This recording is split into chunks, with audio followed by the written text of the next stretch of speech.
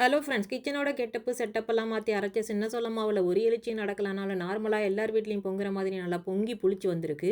அதில் இட்லி ஊற்றலாம் தான். ஆனால் பாருங்கள், இட்லி பாத்திரம் இட்லி துணி கழுவு அலுப்பு பட்டுக்கிட்டு தோசையாக ஊற்றிடலான்னு முடிவு பண்ணுனா, அடுத்து அதுக்கு ஒரு சட்னி என்ன செய்யலான்னு ஐடியா கொடுக்க ஆளே இல்லைங்க. நாமளே ஏதாவது யோசித்து செஞ்சு வச்சா செஞ்ச பிறகு அதை அப்படி பண்ணியிருக்கலாம், இதை இப்படி பண்ணியிருக்கலான்னு ஒரு கமெண்ட் வரும் பாருங்கள். அப்போ தான் உண்மையிலே கடுப்பான கடுப்பு வரும். யாரெல்லாம் இந்த மாதிரி அனுபவிச்சிருக்கீங்கன்னு கமெண்ட் பண்ணுங்கள் ஃப்ரெண்ட்ஸ். அன்னைக்கும் அந்த மாதிரி யோசித்து ஒரு பெரிய வெங்காயம், 2 தக்காளி, 2 பல்லு பூண்டு, ஒரு துண்டு இஞ்சி எல்லாத்தையும் நறுக்கி நல்லெண்ணெயில் வதக்கி, அது கூட டேஸ்ட்டுக்கு கொஞ்சம் புளி, ஃப்ளேவருக்கு கொத்தமல்லி, 6 வரமிளகாய் எல்லாத்தையும் வதக்கி ஆற வச்சு மிக்சியில் போட்டு தேவைக்கேற்ப உப்பு சேர்த்து அரைச்சா அருமையான துவையல் ரெடி. கொஞ்சம் தண்ணி ஊற்றி கலக்கி தாளித்து கொட்டினா சட்னி வடிவத்துலையும் சாப்பிட்லாம். ஆனால் நான் இன்றைக்கி இப்படியே தான் வச்சு சாப்பிட போகிறேன்.